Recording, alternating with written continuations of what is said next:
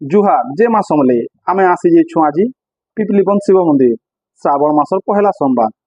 आपण माने देखि पारुथिबे शिव मंदिर पूरा पहाड़ ऊपर अछि। पहाड़ ऊपर के जीवार लगी हेले सीढ़ी रे जीवा पड़वा। सीढ़ी एते लंबा जे नहीं कहन।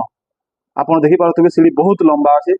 तो पहला षंढ बाबा के भेटी देनु आमे तापर जिमा बाबार पाक के आमे एबे आसी जाइछु बाबा निकी आ बाबा पूरा अछन पहाड़ रो गुम्फा भितरे।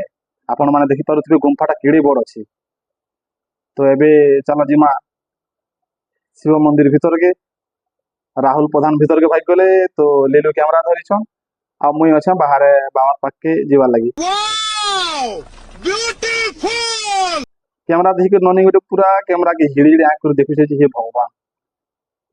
शिव मंदिर देखि पारुथिबे पहाड़ ऊपर अछि आ तार पाखे पाखे एते सुंदर नजारा आपण माने तो पूरा देखि पारुथिबे। अब एंता नजारा देखबार लगी लोग पैसा देकर भी देखि नहीं पारो। आ पिपली क्या सीन है, वाह क्या सीन है। शिव मंदिर के आवार लगी हेले सगर घाट पाखे पिपलीबन अच्छे। जे बस रे आसबे सगर घाटे उतरी कर पिपलीबन आबे आ जे बाइक रे आबे पूरा सगर घाट पिपलीबन के बाइक रास्ता।